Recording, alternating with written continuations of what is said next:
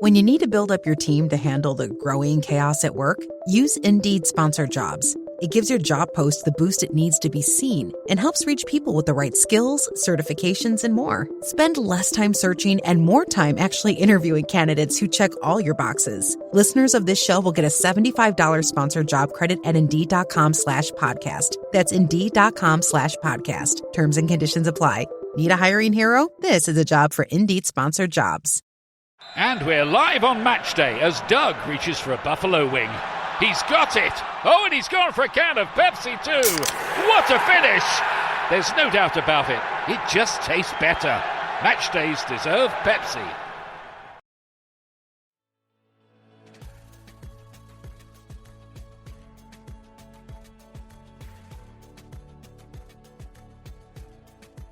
I am Nicole Khalil, and you're listening to the This Is Woman's Work podcast, where together we're redefining what it means, what it looks and feels like to be doing woman's work in the world today. And today, we're going to talk about listening. And yes, I'm fully aware of the irony, but of all the skills we're losing at an alarming rate, listening might be the most endangered. And I'm not talking about how our kids never listen or how certain people in our lives seem to have selective hearing. I'm talking about real, deep listening, the kind where you engage with not just your ears, but your brain, your body, your heart, and your energy, where you don't interrupt or internally rehearse your response, where you don't try to fix or prove or win, where the other person actually feels heard and seen. Because one of the things that people want most is to feel understood, and most of us don't. Maybe because we've never been taught how to really listen, or we don't value it, or we're too busy talking, scrolling, or mentally replying to emails while somebody tries to tell us something deeply personal. In my opinion, it's the reason why so many of us feel lonely, disconnected, and divided. We're technically more connected than ever, and somehow feel more isolated. We have more access to information than ever before, and somehow less common ground. We live in a culture that prioritizes talking over listening, debating over understanding, and charisma over empathy. We fill space with words. We try to convince, correct, or bulldoze rather than asking genuine questions, practicing curiosity, or shutting our pie holes long enough to actually listen to someone else. And it scares the absolute shit out of me.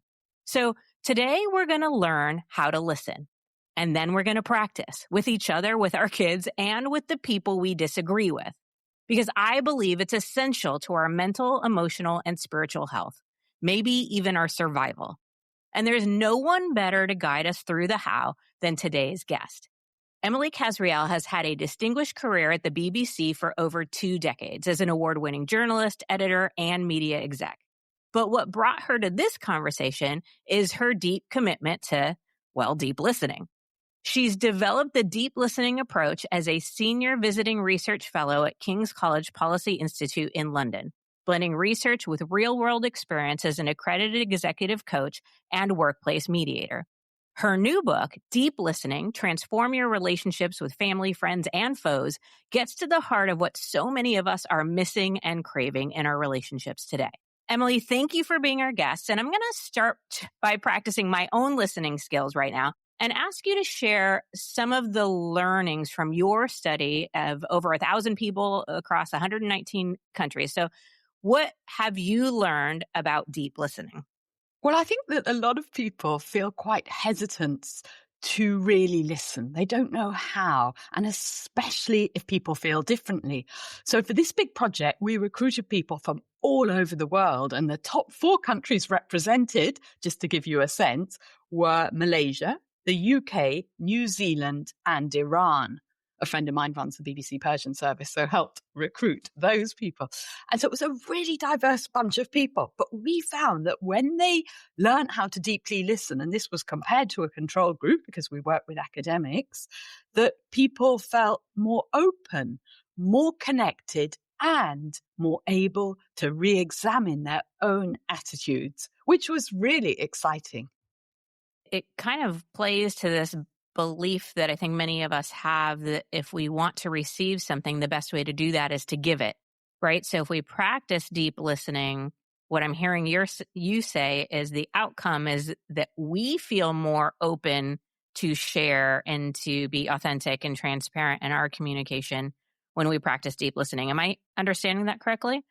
Yeah, I mean, I think the very process of being curious about someone else's story, because so often we just assume that we already know, so we just preload our verbal gun with ammunition ready to fire rather than being truly open. But when we do step back and we honestly and authentically listen to them with a curiosity to understand, they say things which increase our empathy and we feel more connected to them because we understand them more fully. Okay. So I guess share with us what the difference is between deep listening and what we're probably doing in our day-to-day lives. Well, so many of us do lip service listening, even if, for example, we might have been on active listening courses. So I listen to you and say, yeah, I get it. I understand. So let me maybe pick up one word of what you said. Yeah, I get it. And now let me tell you let me help you, let me fix you, as you said earlier. Let me solve your problem for you, especially with our kids. We like to think that that's our role, to solve their problem. We aren't really taking on board not only what the other person is saying, but also their feelings and what they are not saying, but they're communicating to us. If only we could truly listen. If one way to think about it, and this is something that Theodore Reich came up with, who is a student of Sigmund Freud, he said we can listen with our third ear. And I like to think of our third ear being somewhat, near our heart. So we're not just listening with our intellectual brain, but we're intuiting what's really going on for the other person. And then, after leaving an appropriate degree of silence, we have a go at summing up the essential core of what the person has said, what they have not said, and also of their emotions. And we offer it back with humility. So I don't say, Nicole, I get it. What you're saying is A, B, and C. We rather say, I'm sensing that for you, this interview is something you've half done all the time, and yet it's a slightly different interview in the space of listening. Is that right? Okay, so you mentioned the word silence. And I think that that's hard for many of us. I'll be transparent. I often find listening, but thinking about how to respond or what I'm going to say. And that to me is one of my biggest barriers to deeply listening. How do we practice allowing for silence? How do we, I don't know if leverage is the right word, but how do we get comfortable with silence and what part does it play in deep listening? Silence plays a huge part. As somebody who used to be a serial interrupter, and at many times, especially when I feel so strongly that I'm right, it's still an interrupter. Silence is truly hard. And many of us also fear an awkward silence. We feel we're helping someone by completing their sentence for them, by filling in the gaps, by helping them to articulate something that they're struggling for words. But in doing so, what we're effectively saying is what I'm about to say is more important than what you're about to think. Because when we give people a rich, spacious silence, we give them the space to unfold new thoughts. And that's what feels really inspiring. Because if you're able to be empathetic and warm-hearted and give somebody what Carl Rogers, who's a fantastic psychologist born at the beginning of the 20th century in the US, called an unconditional positive regard. And that means, I should say, for their personhood, not necessarily for their beliefs. We do not have to agree with them, but we can still respect their right to hold these ideas. That, I actually kind of brought tears to my eyes. It feels very beautiful and respectful and kind to listen in a way that creates space for people. And I appreciate so much that you said that that doesn't necessarily mean that we need to agree with them, but allowing somebody to exist, unfold, as you said. I mean, what an honor that is for them and for ourselves. Okay, so then that leads me to the how-to part of deep listening. I know you have an 8-step process, and I think that would be hugely beneficial to me, and I'm sure everybody listening in, because it's not a skill we're taught. Well, we're taught listening, but often badly, right? Like, as you mentioned earlier, we're initially taught by our parents who feel like the role is to advise, fix, solve, care for, and then we're taught it in, there are lots of bad ways it's being taught. How do we listen? You're quite right. In fact, if you think of a kid in the first year at school, their teacher says, listen to me. And what she actually means is obey me. Mm-hmm. Put your pencils away, be quiet. And that's why so many of us fear listening, because we think we have to obey once we listen. But to go back to the 8 steps, the first one is about creating space. So that means psychological safety. If somebody's not feeling safe, if you're an open plan office and you want one of your colleagues to explain why they're so late every day, open plan, not such a good idea. Nature, far better, or go for a walk. But it's also thinking about the physical surroundings, so that if somebody's a bit hard of hearing, a wood is much better, material surroundings, which is why a posh restaurant works better than a cheap, noisy cafe, so that place that somebody's comfortable, both physically and emotionally, and maybe even cherished, which is why I spent time with Japanese tea ceremony practitioners. So they would move as I'm holding this mug in front of me. They move the mug to the exact position. So the most beautiful picture is to point to you. Everything is done with intention for the speaker. The second step is listening to yourself first, because if you're about to have a difficult conversation with somebody or talk to somebody who feels very differently, you first of all take the time out to say, what's really going on here? What am I projecting? Which are the characters in my shadows, in my past, am I projecting onto the person, getting in the way? And what's my real agenda? And wouldn't it be wonderful to actually think if perhaps the relationship is more important than proving that I'm right? Third step is about being present, because so often we're distracted by our phone. We know how much money is being put into getting phones to distract us and with notifications. And it's not just external distractions like phones and noise. It's also what's going on in our own mind. So giving us a little time just for a few breaths before those important conversations to become present. And that's what helps, as you were saying earlier, that honor of being able to truly let somebody else's thoughts unfold. We need to be present so they can be present. So the fourth step is about the qualities. We talked about curiosity, not assuming we already understand. And through that gateway of curiosity, we can lead to more empathy, more respect, and then being aware of our judgments and letting them go. We need judgments. If we didn't have judgments, we couldn't tell friend from foe, but we need to be aware of our judgments so we can move beyond them.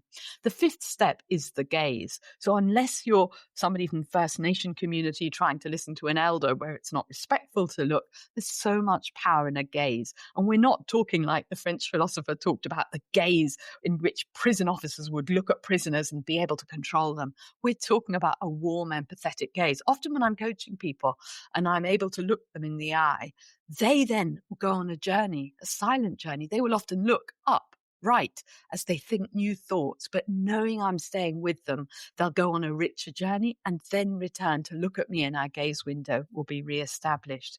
And that is very beautiful.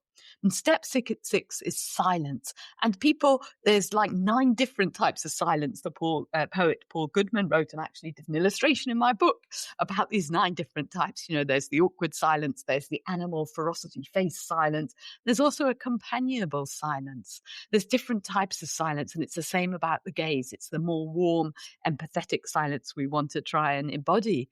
And in fact, recent research showed in a paper called Silence is Golden that even in negotiations, when both parties were using silence, they came up with many more creative win-win solutions rather than the zero sum. If I win, you lose. And the reason being, with silence, we could drop our blood pressure. Our heartbeat is able to drop. Our level of stress drops. So we're more in a state to be able to listen and be open to somebody else. And then step 7 is about reflecting back. And I was talking earlier about the words, the emotion, what lies between. And step 8 is about the deeper narrative. Go deeper. What's really going on for the other person? What are their needs that they're not even expressing or feeling they're allowed to feel? And what are their values? And if we can respect those things, they can come to a state of uncovering a different layer of their own story and perhaps feel brave enough to step inside a new story. I'm here to confirm that I am fully committed to my European summer. Emotionally, spiritually, aesthetically, all of it. And the current star of the show, these 100% European linen pants from Quince that I plan on living in for the next 3 months. They somehow manage to feel comfortable enough for travel days, but still look like I have my life together, which especially on sabbatical is a complete illusion. Summer always makes me rethink my closet. And what I'm looking for is lighter fabrics, better materials, pieces that feel effortless but still elevated. And that's exactly why I keep going back to Quince. They have beautiful, everyday pieces and their quality is incredible. But because they work directly with ethical factories and cut out the middleman, you're not paying insane luxury markups. And fair warning, Quince is a slippery slope. You start with one pair of linen pants and suddenly you're browsing bedding and kitchen stuff at midnight and your husband gets in on the action and men's linen shorts start showing up in bulk. So go elevate your summer wardrobe. Go to quince.com/TIWW for free shipping on your order and 365-day returns. Now available in Canada too. That's QUINCE.com/TIWW for free shipping and 365-day returns. Quince.com/TIWW. Hey, it's Ryan Reynolds here from Mint Mobile. Now, I was looking for fun ways to tell you that Mint's offer of unlimited premium wireless for $15 a month is back. So I thought it would be fun if we made $15 bills. But it turns out that's very illegal. So there goes my big idea for the commercial. Give it a try at mintmobile.com/switch. Upfront payment of $45 for 3 months, $90 for 6 months, or $180 for 12-month plan required. $15 per month equivalent. Taxes and fees extra. Initial plan term only. Greater than 50 gigabytes may slow when network is busy. See terms. This episode is brought to you by Perfect Bistro Cat Food. Cats, this ad is for you. Has your human ever called you picky, persnickety, choosy? If so, Perfect Bistro Cat Food is for you. With ingredients like wild-caught tuna and pasture-raised lamb, tantalizing textures, and delectable flavors that meet even the most discerning cat standards. You're not picky, you're just perfectionists. Perfect Bistro. Mealtime perfection for every cat. Have your human visit perfectbistro.com. I mean, that was a masterclass. And I feel like every one of the 8, I could recognize where I have opportunities to do and be better. And, you know, I think we often learn best through experience and observation. So I'd love to maybe see if you could demonstrate this for us. But before we do that, I think the one thing that will be hard for people to hear is step 5, the gaze. And I loved what you said about it being almost sending the message that I'm with you. I'm staying with you. Because that is true. I just did it right now. We look around while we're talking, while we're thinking, while we're trying to form our thoughts or figure out how we want to express them. And there is something so meaningful and powerful that when you come back and you can tell that somebody's still there, they're still with you. What a gift. And I just keep thinking how I know I can be doing these things better. So, Emily, will you help us? I don't know if you can demonstrate or give an example or a story of where this 8 steps of deep listening, how it would play out. Yeah, so let's have an example and I'll do my best, but maybe I won't do so well because I think deep listening is something you learn over a lifetime. And I certainly know it's not something I always practice. And I would say, by the way, if I asked you, would you like a cup of tea and you practiced all those 8 steps, I might just throw the tea back in your face or something. You know, it's not for every single conversation. It's for the conversations that really matter and for those where we disagree. And also the way we listen to our children. And one thing I should just quickly say about listening to kids is that so often we don't want to stay with the difficult stuff. So when your kid comes home from school and they say, I've had a really bad day and my teacher was really picking on me. And I know I would have said in the past, oh, I'm sure it wasn't like that. I'm sure, she was just treating you equally. I'm sure it wasn't so bad. And all of those things to cheer somebody up, because that's another thing we do when we listen. Whereas in fact, we just need to be able to stay with those difficult feelings. Sounded like you had quite a tough time at school today, huh? And that's all. We're not saying, yes, your teacher picked on you. We're just acknowledging their feelings. And what I have certainly found with my kids is that after staying with the difficult feelings for a while and letting them explore them, they might say something like, yeah, it wasn't actually so bad because I had a great conversation, or, I had a great talk, or I got a nice present from somebody or something else, because they have been heard, rather than say, yeah, when they haven't been heard. So that's so powerful. But hey, let's do a bit of a demonstration, Nicole. So and I should say virtually is harder because I want to look you in the eye. So I'm trying to look at my camera at the top of my laptop screen. But in doing so, I can't see your body language, which I want to see, even though actually body language is not such a reliable indicator. But I want to in order to connect with you. So on the screen, what I try and do is move the image of the person, even shrink it so it's closer to the camera. So I both can look at the camera and look at them more easily. So let me ask you, Nicole, what food reminds you of home? Manicotti. So I'm hearing you say manicotti with some enthusiasm. Yeah, I actually had to think about it for a second because it's, when you say the word home, my brain went to home like as in childhood or home as in now. And I ended up with manicotti because that's what my mom would make for celebrations or big occasions or when we had lots of people over. And it's something I pretend made for my now husband when we first started dating. And the reason I say pretend made is because I actually had my sister make it and claimed it as my own. But we don't eat it a lot now, but it still feels like home to me. So I'm hearing you say in your childhood home when you were growing up, whenever there was a big celebration or lots of people, that sense of coming together associated with manicotti as a way of drawing people together. And you, on some level, wanted to recreate it with your then boyfriend, now husband.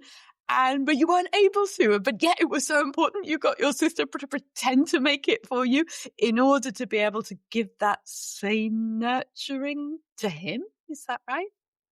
Yeah, I think, I never really thought about it that way, but I think it is something very early on. He felt very safe and very comfortable for me. And he shows his love through cooking. And it was something I wanted to give back, even though it's not something I'm great at. Cooking is not my skill set. And it's sort of ironic because he's gluten intolerant. He can't eat it anymore. But it just, it's one of the foods that feels like home. I can actually kind of smell it and taste it. And that's when I knew walking in the door that it was going to be a good family meal or a good experience or something good had happened. And so I'm hearing you say that when it's very visceral, it's very experiential, that you feel it with all the senses. Even now, as you're talking about it, I'm sensing that you are there in your childhood home and it being a signal of something good happening. And your husband who conveys love through food, it's something, even though you haven't, your skill set's not there, you still have the same intention to do that and to bring that signaling of good to your relationship and to him. Yeah. Again, I'd never thought about it that way, but I think that's what was unconsciously happening. Is it was a signal to him, but maybe even more so to myself, that this was good and that it was different and safer than anything I'd experienced. Because it's funny, when I describe my relationship with Jay, it does feel like coming home. So, yeah.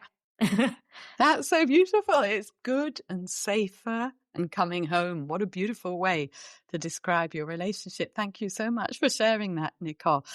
We'll finish that little sort of exercise here. But I just want to say, how many questions do you reckon that I asked you roughly there? Couple, 2 or 3? Yeah, just one. I only asked you what food, because if I was asking you questions, I would have asked, what is manicotti? I was thinking this must be a kind of like panicotti, like a milky custard. I hadn't got a clue. But had I gone down that route, we would have talked recipes and you wouldn't have shared so much. And I feel so connected to you now. And I know it's quite emotional with you talking about your husband and that sense of comfort and coming home. And I feel that this deep sense of connection to you and understanding you in the space of 3 minutes. Now, I would say there's ethical things around this because, as you can see, people end up sharing perhaps more they intended. And if you're in a professional context, you need to say, whoa, wait a minute. I just want to stop there and check that you're happy and what you know, how you take that information. It is confidential if it hasn't agreed to be shared. So in my book, I have a whole chapter on the ethical side of things because that's super important.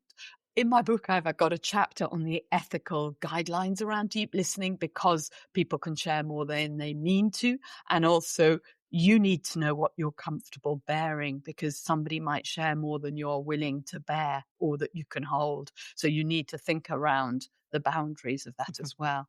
But that aside, it was really beautiful, the exchange. I don't know, how did you feel, Nicole? Yeah, I mean, I was surprised at how quickly it felt deep and personal. And, you know, we were talking about something that mattered. You connected to something that probably felt obvious from the outside looking in, but I'd never made that connection before. And what was really interesting, or what is really interesting, and by the way, I'm really glad you mentioned the ethical and confidentiality components of this. I do think that's incredibly important. But I think we often think that the best way to listen is to ask questions. At least that's what I've been told a lot. Practice curiosity. I think a lot of times we link that with asking a lot of questions, and yet you only asked one. So can you dive a little bit deeper into why asking questions may not always be the best way to make somebody feel truly heard, or even giving advice, which I think is a lot of our natural response? Why do those two things not really help as much as we may think that they do? First of all, asking questions. As a journalist, I thought my questions were fantastic. I could get to the very core of an issue with my brilliant questions. But what we do when we ask questions, as in that example, had I asked about what wasn't panna cotta, I can't remember. Manicotti. Yeah, it's okay. Manicotti. It's a pasta dish. It's a pasta dish. Okay, yes, I didn't know that. But manicotti. By asking questions, I take the steering wheel away from you. I decide what avenues we're going to have a conversation around. Whereas when I give it to you and I authentically and open without trying to manipulate you, what I truly understand is what is going on for you. You decide where we go with a conversation, which is why it is so powerful, especially when people aren't often heard, which includes our kids. And particularly if you're a boss at work, the people in your team, it will be surprising for them that you allowed them to talk about what really matters. And of course, it's so fantastic because then they surface concerns and ideas which otherwise would remain hidden. With regarding our desire to solve and make things better, what we're doing is coming up with a solution that works for us. And it's not necessarily a solution which works for the other person. And not only that, even if it is a good solution, if you haven't come up with it yourself, you're far less likely to implement it. But if I give you the space to join the dots yourself, you'll have done the work and you'll be far more likely to embrace and put into effect whatever solution you come up with. It's yours. You've created it for you. I think you're dead on. When we ask questions, I should say and be responsible in my communication. When I ask questions, especially in my work, there is a leading component to it. I'm trying to get someone somewhere, or potentially even a manipulation component when I'm talking to somebody with opposing viewpoints, right? Asking questions to try to get them to see the folly of their ways or whatever. And how powerful it is to just simply be curious and allow space for somebody to say and share. I couldn't agree more, and my experience aligns with if it feels like our own idea, we're so much more likely to do something with it. Okay, so my last question is around deep listening, specifically with people who have opposing viewpoints or who you want to punch in the face or who you can't possibly fathom ever agreeing with. How do we do this, and how important is it that we do this? How we do it, first of all, it is hard. It is truly hard. It is the hardest, which is why Which is why I suggest we try, first of all, deep listening to people we agree with and people who we don't have these challenges with. But, listening to people we disagree with isn't only people who think different politically. They might be within our own family as well, and people who we're closest to. Often those are actually hardest to listen to. So how we do it is be aware that the other person has a reason for believing what they do. One good question to ask is, what is it in your life experience which has led you to believe what you do? Because once somebody shares their life story, we relate to them more as a human being, less than an ideology. And therefore we find it easier to connect, even if we don't still agree. I think letting go of the feeling that we both need to agree can be really powerful. We don't need to love each other. We want to try and understand them in an open way, and listening to ourselves first and realizing what it is about the other person that triggers us so much. Often when I find if somebody really upsets me or triggers me, it's often not about them. It's often about me. Mm-hmm. And when I realize that, I can let it go and be more open to understand them. And it feels really exciting. I should say, when you do that, first listening to somebody who you think has abhorrent ideas and they are able to explain them to you and you feel a connection, it feels powerful. It feels exciting. And it is, I believe, truly important in the world because we know about the scourge of polarization. Even though when we carried out research, for the book, we found out, and this is across the USA with YouGov and More in Common, that people wanted to listen to each other. People wanted to learn to listen to people who think differently. So there is a desire to understand people who are different. And the people who are in the media are often the extremes. Mm-hmm. And we tend to have a lot of misinformation about people who vote for the other side. There's a lot of research around that. So we might be making generalizations. We put people in a box rather than to understand their full humanity. And when we open ourselves up, all sorts of things become possible. And we need to work together, I believe, in order to tackle some of the biggest, challenges facing our society and our world. Yeah, I have a firm belief that there are more things that connect us and that we have in common than separates and divides us. Now, that doesn't sell media, right? So we do see that great polarization. But I loved what you said in that question about what in your history or your life experience has you believing this, I think is what you said, something around those lines. Because I often think if I grew up at that time in that environment, in that town, in that family, what would I believe? And, we're so quick to want to believe that our perspective is right and best. And deep listening, I think, allows for that connection and that space to allow for other possibilities and different perspectives. So I said my last question was going to be my last question, but it triggered another, which is in the 8 steps of deep listening. The second one is listening to yourself first. If you know going into a deep listening opportunity that your intention is to prove or to convince, or if you're just not entering that conversation with a lot of emotional maturity or curiosity or what have you, what would you recommend to stop, to acknowledge, to clean yourself up until you can get to that place before having the conversation? Like, what do we do when if we're being honest with ourselves, know we're not really in the best place or position to practice deep listening? I think all of the above. I think it is about being authentic if we feel comfortable to say, hey, I really want to listen to you. I'm really curious to understand why you believe what you do. At the same time, I'm noticing a resistance to myself to listen. So can you just give me a moment to center myself so I can be truly open to understand? Yeah. I mean, how powerful that would be, and what a level of trust I think it would build immediately and create that space for, we're going to have transparent and open communication. And I just demonstrated that in some way. Emily, I often want to read my guests' books, but this is one of the few times where I'm not just going to read it myself. I'm going to give a copy to my husband and even see if my daughter will go through it and practice these 8 steps together. I can see how transformational that will be in my relationships and my own life, and frankly, for our communities and the world at large. So thank you for being here today. Thank you for writing this book, and thank you for your incredible work. Well, thank you so much for a really beautiful conversation and for your honesty and transparency too, Nicole. My absolute pleasure. Okay, friend, the book again is called Deep Listening. Go to bookshop.org or wherever it is that you buy books. Go to your local bookstore. Let's keep them in business.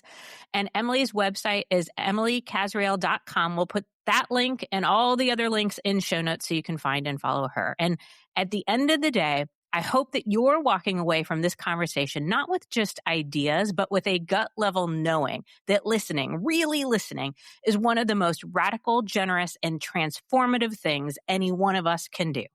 Not to be liked, not to win an argument, not even to be right, but to understand, to connect, to create space for others to exist, to be heard, and to feel seen.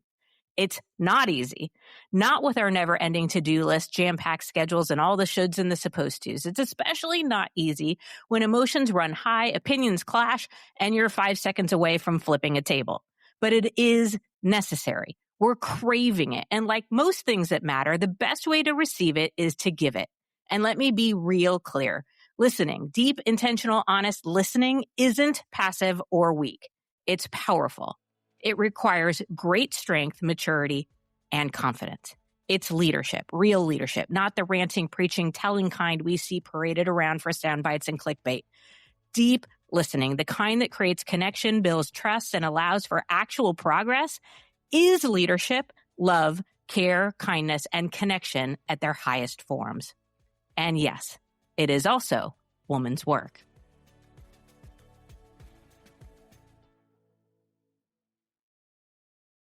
Traditional banks are making it harder than ever to secure a small business loan. That's why thousands of business owners trust Cardiff for same-day funding. With over 2 decades of expertise, business owners keep voting Cardiff America's favorite small business lender. Apply now for up to $500,000 in same-day business funding at cardiff.co/Spotify.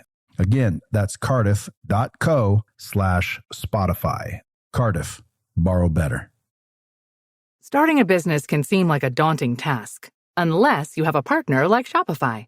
They have the tools you need to start and grow your business. From designing a website to marketing to selling and beyond, Shopify can help with everything you need. There's a reason millions of companies like Mattel, Heinz, and Allbirds continue to trust and use them. With Shopify on your side, turn your big business idea into... Sign up for your $1 per month trial at shopify.com/special offer. Your team just added its 67th AI tool, and also your 67th security blind spot. The good news? The Vanta agent works like a GRC engineer in the background, finding every app your team uses, scoring the risk, and drafting fixes for you. Vanta is the platform used by over 16,000 fast-moving companies like Ramp, Cursor, and Harvey, who are shaping the future with AI and staying ahead of AI risk. Get started at Vanta.com. A burst pipe, a dead water heater, the AC calling it quits. Who do you call? HomeServe is an easy way to handle unexpected home repairs with plans covering stuff basic homeowners insurance usually won't. Instead of scrambling for a contractor, you make one call to get the repair process started.